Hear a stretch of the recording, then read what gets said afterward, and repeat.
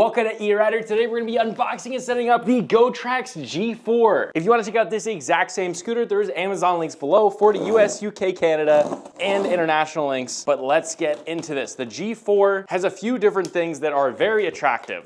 First is the price. It's like $550. Check the links below for current pricing. Sometimes they go on sale, but most electric scooters, even in this price range, only go about 15 to 16 miles an hour. This one goes 20 and about a 25-mile range. That's what it says. So that's very cool. It's a lot faster. All right, so in here, we've got some paperwork. There's a little box right here. I'm assuming this might be hardware or, oh, the charger, of course. So here is the charger, both sections of it right there. Nice, it's not too big. Then right here we have what looks like the handlebars. Yep, so we can take those handlebars out. The stem is right here, so we'll pop this piece out, take that piece out, and that's pretty much it, I think. We should be able to take it out now. We can see now there is the board itself, or the scooter. Let's see if I can lift this up by myself. Pop this off the wheel. There she is. Let's start getting this set up right away. A bunch of bubble wrap. There are the handlebars. Before we keep getting this all set up, we can see this is the locking mechanism right here. So far, just straight up initial impressions, this feels like a very expensive scooter. Like genuinely, I know this is $500, but this feels really well built. This is super solid. There is no, on my InMotion S1 or is it S2, it has a really like wobbly front joint. This one is freaking solid right away. So that's good. You can see these wires are already connected. Let's get this installed. I think this turns around like this, and then that slides down. There we go. That slides in there nicely. And then you can see you match those screws up. I believe this is what these hex screws are for. That's one. That's two, that's three, and the last one, and that's four right there. I think that's basically it for putting this thing together. That was very easy. Get it out of this plastic. All right, so getting a good look at it. Let's put the kickstand down. There's a lot of things going on here, and it looks good. So first of all, there's a lock right here that's built in, which is super cool. And there's like a cable, so maybe this is for putting this back up. I'm not sure.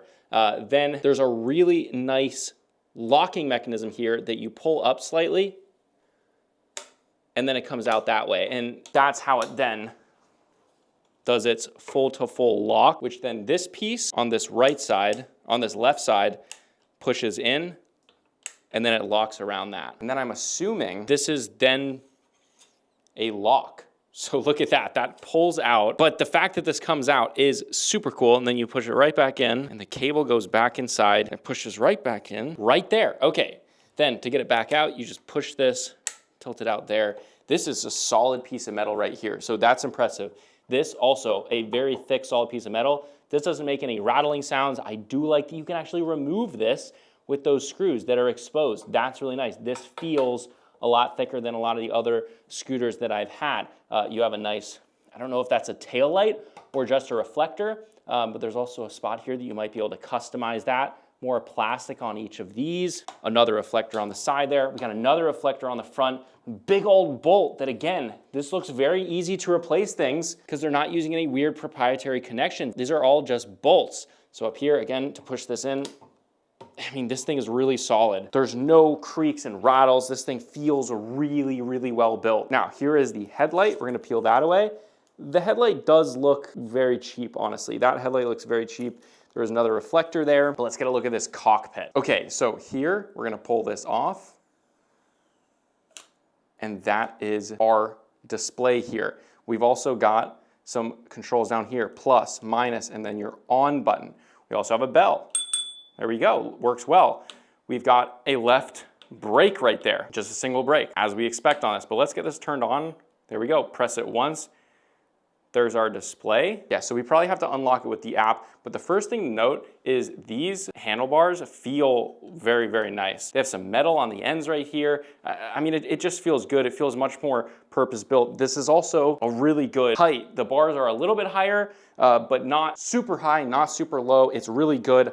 I love the cockpit here. I think it looks great. I think they knocked it out of the park. All right, so pushing this over, you can see we've got our rear disc brake as well as our hub motor. So this is a rear drive motor, which means you could do wheelies, hell yeah. Also underneath it, we can see probably what the battery is. This is all metal. This whole entire thing is metal right here, so that's all protected. All right, so this thing blinking up here, I was just messing around with it, and I actually believe that this is a keypad. As you can see, I can press up on those buttons and it goes 1 through 3 or 1 through 9. So you have all of those.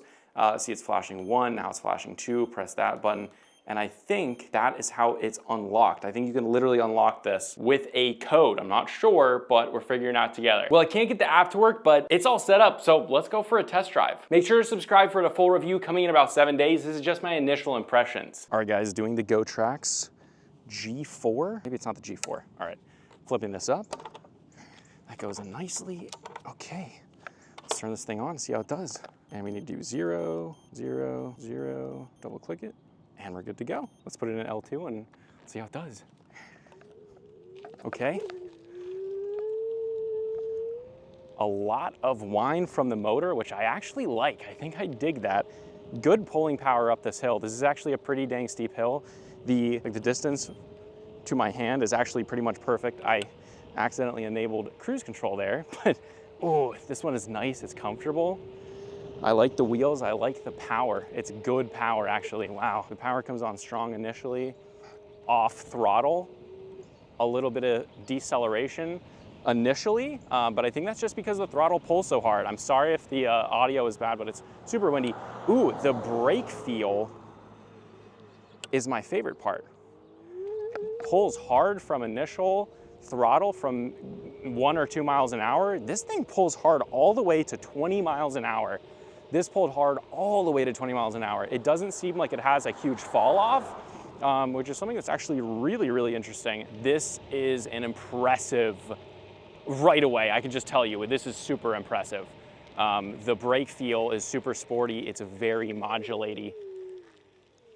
It's very good for modulation. Again, that power initially is really good. Oh yeah, this is sporty. It feels really good. This feels really good. Let's see it on these bumps here. Oh yeah. It doesn't look bumpy on camera, but those are some big bumps, and this thing, yeah, it does well. It's really comfortable. The bigger wheels add quite a lot of like suspension dampening. It's not really suspension, but it keeps enabling that cruise control. I don't like the cruise control, but I really like the brake feel.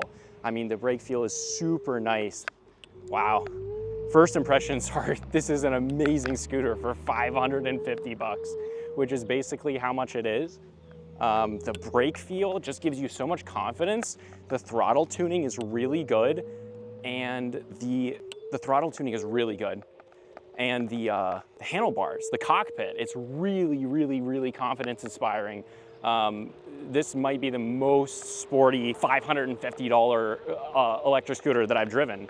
I mean, this thing is really nice. And 20 miles an hour is a lot faster than you think. This thing will get you to and from for commuting. I mean, yeah, and see right now, I let my hand off the throttle and you see it's good. I don't want to do that through these bumps, but oh yeah, this thing, like a lot of confidence with those wheels. It doesn't feel sketchy where a lot of other scooters through that section actually do feel quite sketchy. The brake modulation, you do have to pull a bit harder if you want full brakes. From there, the initial bite on that was a little weak, honestly. So it was slightly up a hill, and the bite from the throttle a little bit weak. But the interesting thing is that this pulls a lot more on the top end. So once you get closer to 16, 17 miles an hour, it pulls straight to 20 miles an hour. If you could crack the control board on this, I mean, you'd be able to get this to go a whole lot faster. When comparing the specs, I mean, this feels so much better than the specs. I don't know if it was advertised as 750 watts or if it was a 500 watt motor, but this thing feels great. I mean, it's really confidence inspiring. I mean, I can't tell you how impressed I am with this. This is really quite good. But again, if you want to check out this exact same scooter, there's Amazon links below, but this was E-Rider Reviews, and I'll see you guys in the next one.